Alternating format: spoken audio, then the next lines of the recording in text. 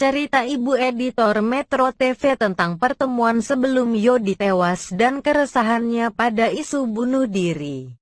Saya enggak terima kalau disebut bunuh diri. Masa bunuh diri? Tusukannya banyak, ungkap Turinah, ibu dari editor Metro TV Yodi Prabowo, Kamis tanggal 23 Juli tahun 2020. Turinah selalu berulang kali mengulang kalimat yang menunjukkan kekesalan ketika mendengar isu anaknya tewas karena bunuh diri. Isu bunuh diri ia ketahui dari berbagai pemberitaan di media massa. Dugaan bunuh diri dilontarkan oleh para pengamat dan polisi beberapa waktu lalu. Saya enggak mau dia, polisi kerjanya cepat.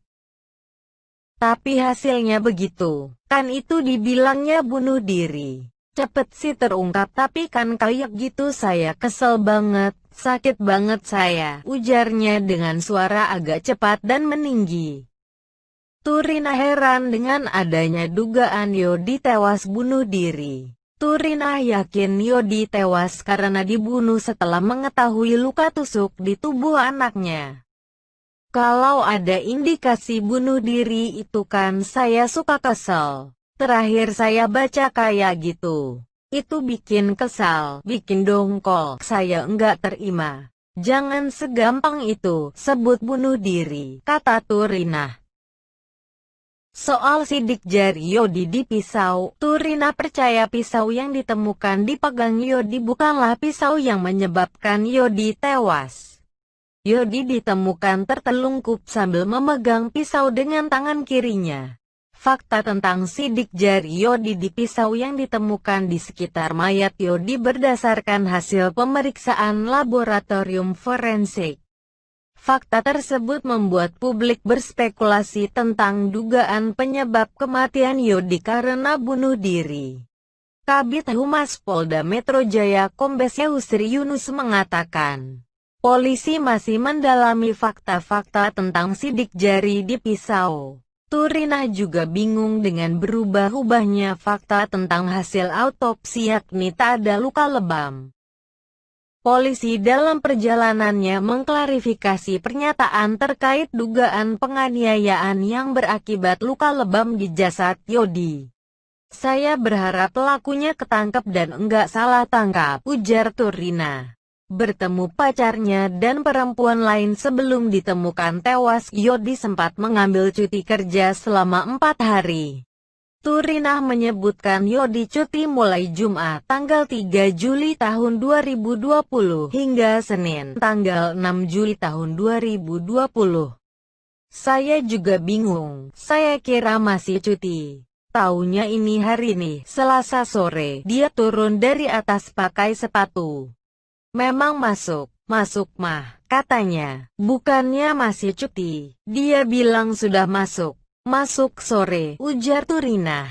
Di tengah masa cuti, Yodi sempat bertemu pacarnya, Suci Fitri, dan perempuan lain berinisial L. Pertemuan Yodi, Suci, dan L dilakukan sebuah kafe dekat Metro TV. L adalah perempuan yang diduga juga punya hubungan asmara dengan Yodi. Yodi, Suci, dan L disebut pernah bertemu di sebuah kafe dekat kantor Metro TV beberapa hari sebelum Yodi ditemukan tewas. Yodi diminta memilih L atau Suci dalam hubungan asmara mereka. Saya tanya, itu yang ajak ketemuan siapa? Aku Bu, kata si Suci. Terus yang diomongin apa? Itu Bu ngenalin ke L kalau ini saya, Suci, pacarnya. Akhirnya ditanya pilih salah satu, kamu pilih siapa? Nah, si Yodi pilihnya Suci karena sudah dipacarin lama kan, ujar Turinah. Dari pertemuan tersebut, Yodi memilih Suci.